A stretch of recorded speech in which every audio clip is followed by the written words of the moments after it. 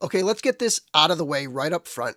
Out of all the lines I collect, out of all the action figures I bought in 2023, my number one top favorite is Sun Wukong, the Monkey King from Four Horsemen Studios' Figura Obscura line. Since Four Horsemen Studios, Mythic Legions, Cosmic Legions, Figura Obscura have become the primary focus of my collecting, and they occupy the vast majority of my energy.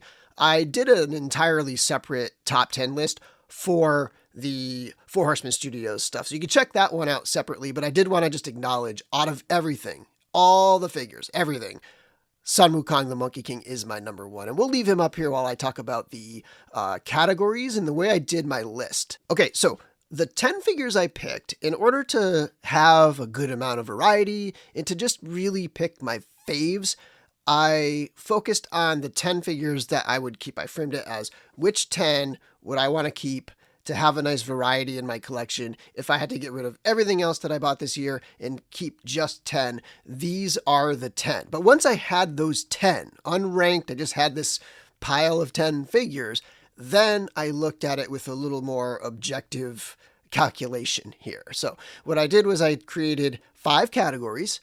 The first category is called the look, and this is the overall visuals, the sculpt, the paint, all that stuff combined, and just how that thing looks and presents on a shelf. That is the look. It's category number 1. Category number 2, bang for your buck. This is sort of the value that I feel that the figure brings. So this is a way to compare a $100 figure with a $16 figure, right? Like, does that $100 figure represent $100 of value? Does that $16 figure represent $16 of value? Like, do they represent, for the price I paid, a good amount of product, quality, and just, fun at that price point? The third category is called hand candy. This might be my favorite category in terms of like how much I weight these categories. I feel like hand candy, like just holding it in your hand, how does the figure feel? How does it move? You can kind of bring articulation into this one.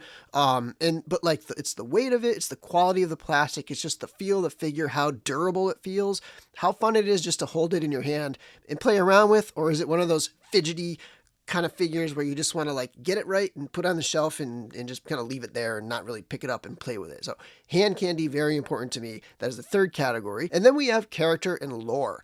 This can kind of go in a few different directions. One would be like originality or boldness of character choice, right? Like, you're going to see another Iron Man on this list. Like, I'm not going to put that one very high on the character lore because every company is making tons and tons of Iron Man figures.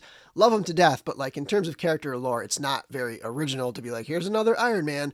But something like an Alf, like, right? Like, even though the Alf lore isn't crazy intellectual or anything like that, like it's a classic throwback. You've got the you've got all that nostalgia factored in with an Alf figure, right? So something like that's going to score higher. And then of course classics, if it's based on some kind of literary piece of merit, or if it has again something that's like a little bit like unexpected to it, right? Like, then I'm going to put it high up on the character lore rankings. And then the last one is the pure intangible wow factor, where it's just like all of these things come together and you're sort of like, damn, this is such a cool figure, right? Like, that just happens, and sometimes it's hard to really explain why it's so good. It's a combination of how it looks and poses, and perhaps there's just like this one accessory that kind of blew you away, or just some feature or something like that where you're like, whoa, this is impressive, this is new, this is something wild, I love it. So within each of those 5 categories, I took the figures and I picked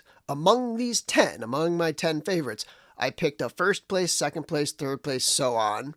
First place gets 10 points, second place 9, third place 8, all the way down to 10th place that gets 1 point. So they all get a set of points. So theoretically, if something was first place in all 5 categories, it could have 50 points. So 50 points would be the max a figure can get in the point scale on these ratings. And so as I throw each figure up here on the screen, you will see the 5 categories and how it fared in each of those categories. And so let's get into this thing. Number 10, The Vintage Collection Velsurtha is on this list mostly because, well, I wanted to put a Star Wars figure on the list. It wasn't a particularly strong year for my Star Wars collecting, but, Andor, I went back and rewatched Andor again this year, and that show is just so darn good, and there's nothing being made from it. Kind of understandably so. It's not the most exciting show for like creatures and aliens and troopers and armies and like it. I get why companies aren't making a lot of figures for it, but the show is so good that I want figures in my collection from that show. So Velsurtha, I mean, this of all the figures that they did, that handful of figures they did from the show, this is my favorite. Like it looks so good. They at such a small scale for them to get a decent likeness and a pretty lifelike likeness as well. And then it moves nicely. The articulation is really good and it poses well. And it's just an overall good looking figure. Like right now, there's a ton of reuse and a ton of just like repaints and stuff in the vintage collection. But when they do this, and they do a top to bottom brand new figure, they absolutely kill it. And yes, it scored pretty low among the other 9 on my list here, it being a very simple figure, not a great value. Vintage collection is way overpriced, right? Like these are like $17 figures. They should be $12, $13, $14. And I know it's like there's inflation, there's all these factors and stuff, but the fact that they always go on sale and they end up always dropping down to $10, $12, if not more, says something. It's like, like buying these things at full price does not feel good at all these days. Number 9, NECA Ultimates Dungeons and Dragons Strongheart. Now, NECA is a line that prior to 2023, I didn't collect at all. I had some bad experiences in the past, and I finally dipped my toes back in this year, and I ended up diving in like headfirst. I mean, between this Dungeons and Dragons line, the Mirage Turtle line, and the Alf figure, like I just kind of like I went all in on all 3 of those. So yeah, let's just say that 2023 was the year of NECA for me, and one of the best was the Strongheart figure. I love these D&D figures. They are great throwbacks, but they're also like really good looking, just sword and sorcery figures in a very highly detailed kind of way. Like this one looks great.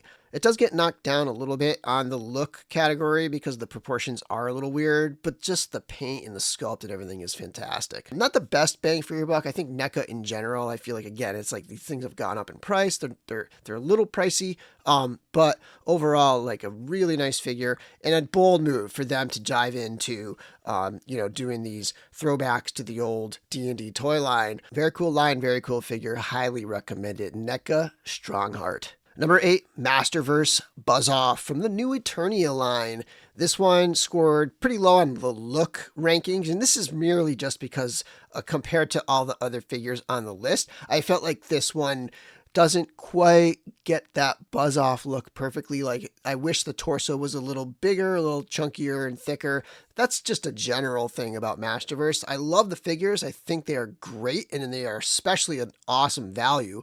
I mean, these figures are still $20, I believe. This one was $20 at least. And so like still at that same $20 price point, and you compare that to like a $25 Black Series figure, like the value is amazing on these. This is a great figure in hand too. Hand candy wise, they have improved the Masterverse bodies.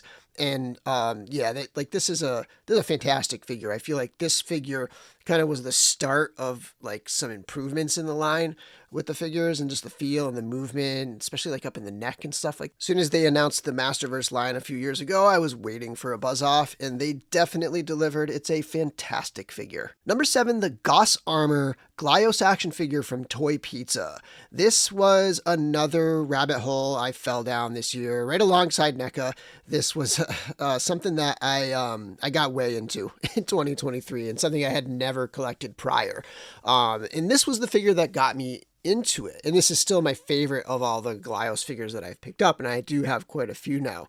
But this was just close enough to my own comfort zone to kind of let me dip my toes. It's pretty highly articulated, at least as far as Glyos figures go. It was sculpted by Four Horsemen Studios, and so that kind of like, gave me the little nudge I needed to pick this figure up, and it's fantastic. And then once I had it in hand, and I started popping it apart and mixing and matching the pieces, then I realized like the hand candy of Glyos. Like Glyos and I've been collecting a lot more of them, and even beyond ones that aren't quite as articulated or aren't quite as, I don't know, like badass looking or whatever. There's this figure. These things are so much fun to pop apart, to swap, to mix and match, and they are all compatible with each other.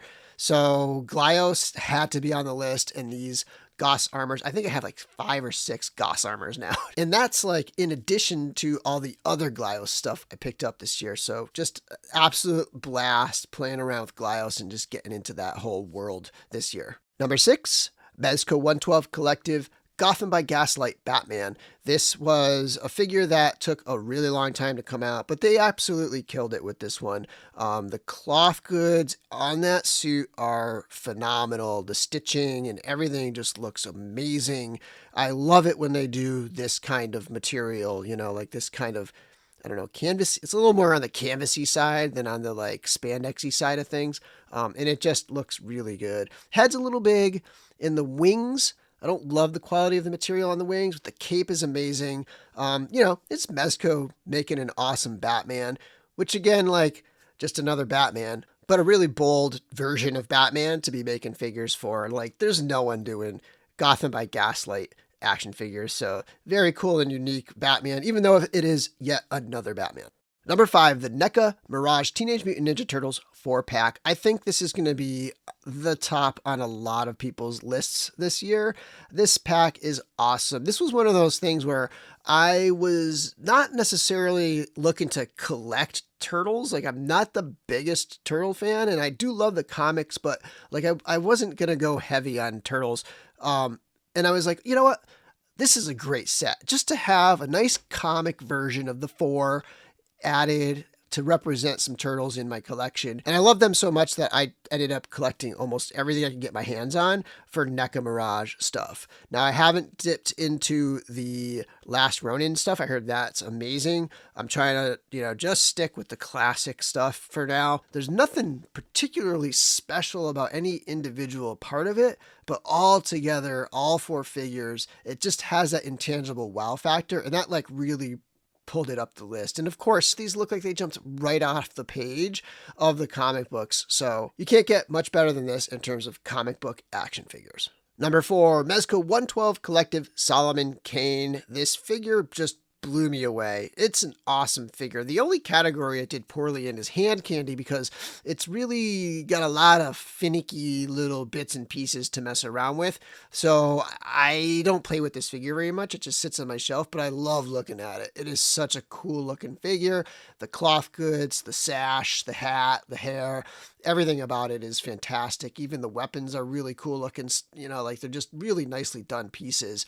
And then of course you have this being the number 1 on the character and lore factor, not only because Robert E. Howard is the master and his stories are fantastic, but also because Mezco was bold enough to actually make a figure based on Solomon Kane, which again, nobody's doing something like that. Like this is a relatively obscure character in terms of like the toy world, right? Like I get like Robert E. Howard is huge, but like not a lot of people making Solomon Kane figures. So that's why it gets number 1 in that character and lore ranking. Number 3, NECA Ultimates Elf. Probably no surprise to anybody who knows me. I've been in love with this figure for pretty much a year now. I mean, this figure came out right at the start of the year. I mean, technically it might even have come out at the end of 2022, but I don't think anybody had it in hand in 2022. We all got it in 2023. So this is a 2023 figure, and I've been playing with it nonstop since the start of the year. So a full 12 months of just being in front of me, just a favorite of mine from the entire year, and it's not going anywhere. It's going to constantly be one of the figures I'll pop in and out when I do comparisons on reviews and stuff. I just love having it in hand. The articulation is amazing. The plastic is super high quality. The construction and engineering are just wild with the way the head is attached and everything. Plus you have the nostalgia factor, which is a really interesting one for this specific character because first of all, nobody's doing anything with Elf. Right? There's nothing Elf out there. Like there's a couple like Instagram accounts that are like bring back Elf kind of thing, but there's no Elf reboots. There's nothing going on with him. Maybe some commercials here and there. And so it is very nostalgic because we haven't been living with Elf all these years. It was just like this moment back in the late 80s where it was 4 or 5 years where Alf was just massive. And it was at somebody my age, when I was 10, 11 years old or so, it was a big deal. So to kind of like choose that as a character, and just to have these kind of like wild, wacky things, I really give a lot of credit to NECA for just like, going for it and like going all out with just a random 80s character that nobody really cares about anymore, going all out with it and just delivering an incredible, incredible action figure. Just kind of mind blowing. Number 2, Animal Warriors of the Kingdom Chunari Legionary. And this was a little surprising to me that it was so high up on the list. Like I put it in the top 10, and in my mind, I might have had it at like 5, maybe 4. But the fact that it hit number 2 is a testament to these categories and just kind of like being a little bit more objective about it and realizing this thing is hitting like mid to high on almost every category, and it deserves that spot, right? These Animal Warriors figures are phenomenal. Like to me, this is the best new figure line of 2023. Like this is hands down the coolest thing that has come out brand new this year. Any one of these figures from this line is fantastic. So, if you don't like the look of the Legionary, grab one of the other ones. They're just as good. But I particularly like the Legionary because I love that rich dark red and that contrasting with the brown fur, the really dark, almost black fur.